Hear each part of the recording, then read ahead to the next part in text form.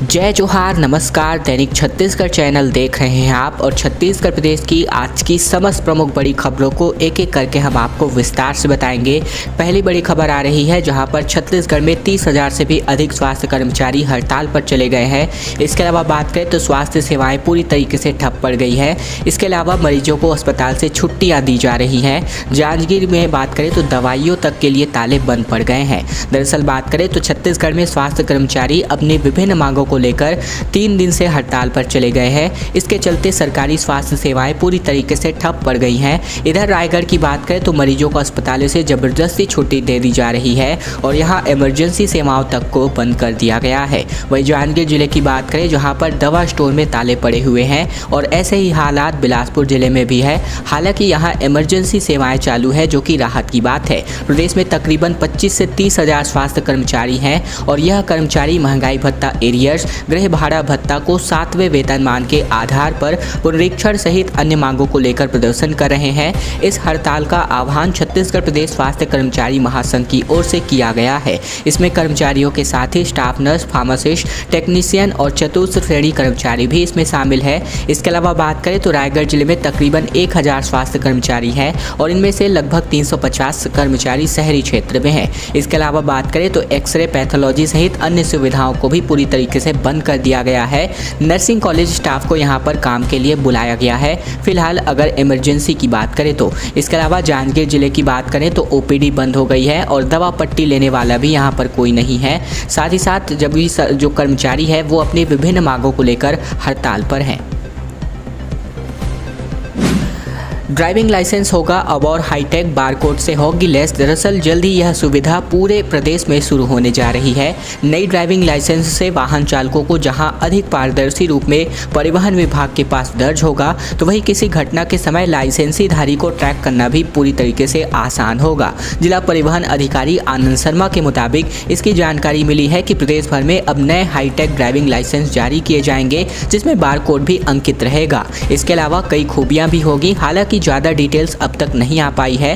प्रदेश स्तर पर इसकी तैयारियां चल रही हैं और संभवतः इसी माह के अंत में इसकी शुरुआत भी हो सकती है। पुराने चिप युक्त लाइसेंस भी यहां पर पूरी तरीके से वैध रहेंगे। इसके अलावा 15 अप्रैल तक स्मार्ट चिप तक करार साइन किया जा रहा है। दरअसल बात करें तो पुराने लाइसेंस धारकों को भी राहत दी गई है। योजना शुरू होने से पहले तिथि तक जारी चिप युक्त ड्राइविंग लाइसेंस को नया बनवाने की कोई भी जरूरत नहीं होगी। वैधता तिथि रहने तक वे सभी ड्राइविंग लाइसेंस पूरी तरीके से मान्य रहने जा रहे हैं और वर्तमान में सभी जिला परिवहन कार्यालयों में चिप युक्त ड्राइविंग लाइसेंस जारी किए जा रहे हैं और इसके लिए स्मार्ट चिप के साथ 15 अप्रैल तक का करार किया गया है। महंगाई लगातार बढ़ती जा रही है और इसी कड़ी में अब घर बनाना आसान नहीं रहने वाला है क्योंकि अब 50 रुपये तक सीमेंट के दामों में बढ़ोतरी की गई है। आम आदमी को एक के बाद एक महंगाई का लगातार झटका लग रहा है। पेट्रोल, डीजल समेत कई आवश्यक चीज़ों के दामों में लगातार इजाफा हो रहा है और इसी बीच अब ये खबर आ रही है कि आशियाना बनाने का इरादा रखने वालों को अपनी जेब और ढीली करनी पड़ सकती है। दरअसल प्रदेश के सीमेंट कंपनियों ने सीमेंट के दाम बढ़ा दिए हैं। अब सीमेंट खरीदने वालों को 50 रुपये प्रति बोरी ज़्यादा पैसे देने पड़ेंगे। कंपनियों ने कीमत बढ़ाने के पीछे कोयला और डीजल दामों में बढ़ोतरी का हवाला दिया है। कंपनियों का कहना है कि पेट्रोल, डीजल के साथ साथ कोयले के दामों में लगातार इजाफा हो रहा है और हर दिन दाम बढ़ रहे हैं, लिहाजा उन्हें सीमेंट की कीमतें बढ़ानी पड़ रही हैं। इसी महीने से लागू होने जा रही है पुरानी पेंशन व्यवस्था। नई पेंशन योजना का अंशदान समाप्त करने का आदेश जारी हुआ है और अब केवल जीपीएफ की यहां पर कटौती होने जा रही है। छत्तीसगढ़ में राज्य कर्मचारियों के लिए पुरानी पेंशन व्यवस्था इसी महीने से लागू हो जाएगी। वित्त विभाग ने नवीन पेंशन योजना के तहत की जा रही अंशदान की कटौती बंद करने का आदेश जारी किया है। कर्मचारियों के मूल वेतन से अब केवल सामान्य भविष्य निधि के लिए यानी कि जीपीएफ के लिए ही कटौती होने जा रही है। वित्त विभाग के संयुक्त सचिव अतीश पांडे ने सभी विभागों, विभागाध्यक्षों, आयुक्तों और कलेक्टरों को एक निर्देश जारी किया है। इसमें कहा गया है कि सरकार ने 1 नवंबर 2004 से लागू नवीन अंशदायी पेंशन योजना की जगह पुरानी पेंशन योजना लागू करने का फैसला किया है। ऐसे में 1 नवंबर 2004 और उसके बाद भर्ती कर्मचारियों के वेतन से 10% की मासिक कटौती को समाप्त किया जाता है। संयुक्त सचिव ने इस आदेश में लिखा है कि ऐसे कर्मचारियों के अप्रैल महीने के वेतन से सामान्य सामान्य भविष्य निधि के नियम के मुताबिक मूल वेतन का 12% सामान्य भविष्य निधि यानी कि जीपीएफ की ही कटौती की जाए। और अब बात कर लेते हैं खैरागढ़ उपचुनाव के बारे में। पोलिंग पार्टियों के लिए बूथों के लिए अब जो रवाना है वो हो गए हैं। इसके अलावा सुबह 7 बजे से लेकर 5 बजे तक मतदान संपन्न होगा। छत्तीसगढ़ के खैरागढ़ विधानसभा उपचुनाव का प्रचार थमने के बाद 7 बजे से राजनांदगांव में पोलिंग पार्टियों के लिए बूथ रवाना कर दी गई थी बीते दिन। ऐसे में खैरागढ़ में वोटिंग के लिए जिला निर्वाचन आयोग ने 291 मतदान केंद्रों की व्यवस्था की है, जहाँ आज के दिन सुबह 7 बजे से लेकर 5 बजे तक वोटिंग होने जा रही है। इसके अलावा बात करें तो खैरागढ़ विधानसभा क्षेत्र में आधी आबादी यानी कि महिलाओं का वोट निर्णायक भूमिका में है। यहाँ 1,05,250 महिला मतदाता हैं, जबकि 1,06,266 पुरुष मतदाता है, यानी कि दोनों की आधी आधी हिस्सेदारी है। जबकि कुल मतदाता 2,11,516 है। वहीं निर्वाचन आयोग ने मतदान के लिए सभी व्यवस्था सुनिश्चित कर ली है। गर्मी को देखते हुए सभी मतदान केंद्रों में मतदाताओं के लिए स्वच्छ पेयजल, छाया, व्हीलचेयर, शौचालय सहित अन्य समुचित व्यवस्था की गई है। वहीं 2 से अधिक मतदान केंद्रों वाले भवनों में मतदाताओं की सुविधा के लिए मतदाता सूची भी बीएलओ के पास होने जा रही है। रायपुर में स्वास्थ्य विभाग में बम्पर भर्ती निकली है, जिसमें 8वीं से लेकर के 12वीं पास युवा भी अपना आवेदन प्रस्तुत कर सकते हैं। एनएचएम को यानी कि नेशनल हेल्थ मिशन को दरअसल नौकरी की तलाश कर रहे युवाओं के लिए अब रायपुर जिले में राष्ट्रीय स्वास्थ्य मिशन यानी कि एनएचएम के तहत अलग अलग पदों पर बम्पर भर्ती निकली है। रिक्त पदों पर आवेदन के लिए उम्मीदवारों को ऑफलाइन आवेदन करना होगा। जिसमें बात करें रिक्त पदों के विवरण की बात करें तो स्टाफ नर्स की संख्या 76 है। इसके अलावा एमपीडब्ल्यू के लिए 76 पद है, जबकि जूनियर असिस्टेंट के लिए भी 76 पद, चतुर्थ वर्ग कर्मचारी के लिए भी 76 पद हैं। और बात करें तो लगभग अगर मैं बात करूं तो जारी नोटिफिकेशन के अनुसार भर्ती 304 पदों पर होनी है, जिसके लिए उम्मीदवारों की शैक्षिक योग्यता पद के अनुसार अलग अलग तय की गई है। रिक्त पदों पर इच्छुक अभ्यर्थियों को ऑफलाइन आवेदन करना होगा, जिसकी उम्मीदवार 18 अप्रैल 2022 तक का समय इनको दिया गया है। हाथियों के हमले में एक बार फिर से 2 लोगों की मौत हुई है और बीते 24 घंटे की बात करें तो कुल मिलाकर बीते 48 घंटों में 5 लोगों की जानें हाथियों के हमले की वजह से चली गई है। धमतरी में 11 साल की बच्ची और महिला को हाथियों ने मार गिराया। ऐसे में 2 दिन में लगभग 5 लोगों की जानें चली गई है। छत्तीसगढ़ के धमतरी में हाथियों का उत्पात थमने का नाम नहीं ले रहा है। एक बार फिर से हाथियों ने सुबह 11 साल की बच्ची सहित 2 लोगों की जान ले ली है। बच्ची अपने पिता के साथ महुआ बीनने के लिए जंगल में गई हुई थी। कुछ देर बाद उसे एग्जाम देने के लिए स्कूल जाना था। वहीं एक महिला को भी हाथियों ने मार दिया है। 2 दिनों में हाथियों ने हमले में लगभग 5 लोगों की मौत हो गई है।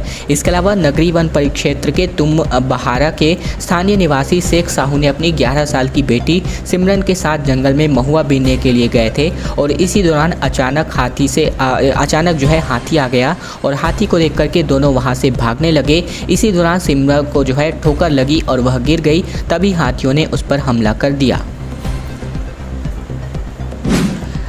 मनरेगा कर्मियों ने बाइक रैली निकाल करके किया है प्रदर्शन। नियमितीकरण की मांग को लेकर के लगातार पिछले 1 सप्ताह से हड़ताल पर है सभी कर्मचारी। बोले राज्य सरकार अपना वादा पूरा करे। छत्तीसगढ़ मनरेगा कर्मचारी महासंघ के बैनर तले धरना प्रदर्शन और हड़ताल कर रहे कर्मचारियों ने बीते दिन बिलासपुर के नेहरू चौक से लेकर के बाइक रैली का आयोजन कराया। उनकी रैली शहर के प्रमुख मार्गों से होते हुए कलेक्ट्रेट तक जा पहुंची। इसके अलावा बात करें तो ये तो हो गई बिलासपुर की बात, और पूरे प्रदेश में अलग अलग जिलों में अलग अलग स्तर पर प्रदर्शन इस प्रकार से किए जा रहे हैं। इसके अलावा कर्मचारियों ने कहा है कि कांग्रेस सरकार ने अपने जन घोषणा पत्र में उन्हें नियमित करने का वादा किया था। हिमाचल प्रदेश में मनरेगा कर्मचारियों को नियमित कर दिया गया है, लेकिन प्रदेश की सरकार अपने ही वादे को 3 साल बाद भी पूरा नहीं कर पाई है। ये सभी बातें मनरेगा संघ के कर्मचारियों और अधिकारियों द्वारा की जा रही है और मनरेगा कर्मचारी बीते 4 अप्रैल से अपनी प्रमुख 2 सूत्रीय सहित अन्य मांगों को लेकर के हड़ताल पर है और उनकी मांगों में राज्य सरकार चुनावी जन घोषणा पत्र को अमल में लाते हुए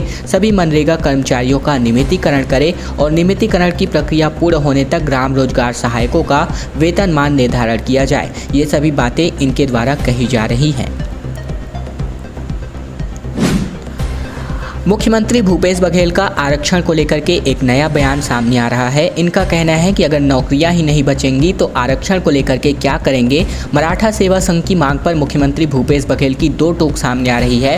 कहा सार्वजनिक उपक्रमों की लड़ाई लड़नी होगी। इसके अलावा मुख्यमंत्री भूपेश बघेल ने सार्वजनिक उपक्रमों को निजी हाथों में बेचे जाने की प्रवृत्तियों को नौकरियों पर खतरा बताया है।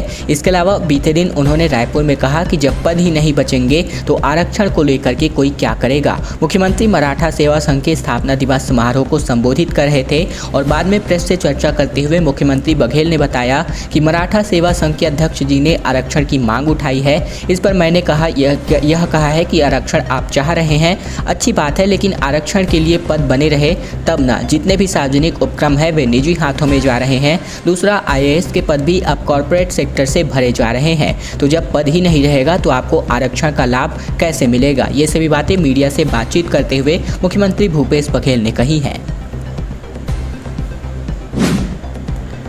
हाई कोर्ट ने पूर्व मुख्यमंत्री से मांगा है जवाब। रमन सिंह पर आय से अधिक संपत्ति अर्जित करने का है आरोप। सुनवाई के लिए याचिका को मंजूरी मिल चुकी है।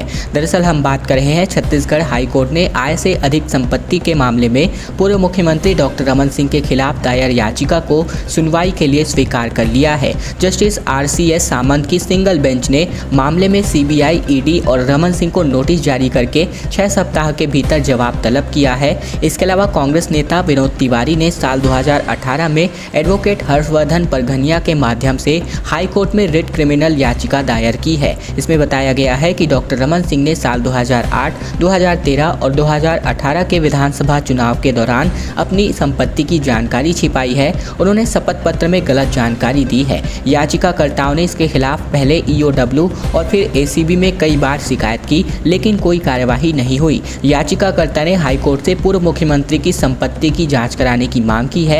इसके साथ ही हाई कोर्ट ने केंद्रीय जांच एजेंसी यानी कि NIA को पक्षकार बनाने की मांग की है।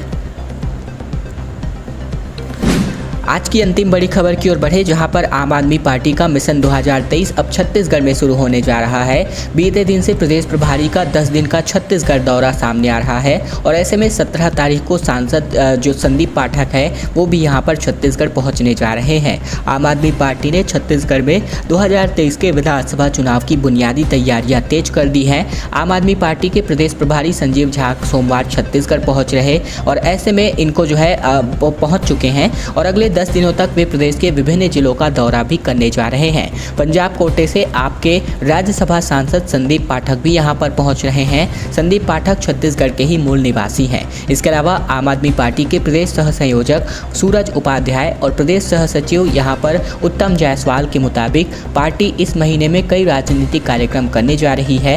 11 अप्रैल को पार्टी के प्रदेश प्रभारी संजीव झा भी यहां पर पहुंच रहे हैं। इसके अलावा अगले 10 दिनों तक वे प्रदेश के उन जिलों का दौरा करेंगे जहां सामाजिक और आर्थिक सामाजिक और जो राजनीतिक क्षेत्र के प्रतिष्ठित लोग हैं पार्टी से जुड़ना चाहते हैं। संजीव झा ऐसे लोगों को आम आदमी पार्टी में प्रवेश कराएंगे। दोस्तों, आज की खबरों का सिलसिला बस ये तक का था। वीडियो पसंद आए तो नीचे लाइक बटन है जिसे दबाकर इस वीडियो को आपको बहुत ही छोटा सा लाइक करना है। नीचे लाल कलर का सब्सक्राइब बटन दिया है जिसे दबाकर चैनल को सब्सक्राइब करना है ताकि प्रतिदिन की महत्वपूर्ण खबरें छत्तीसगढ़ समाचार रोजाना हम आप तक पहुंचा सके। तो चैनल को सब्सक्राइब जरूर कीजिएगा।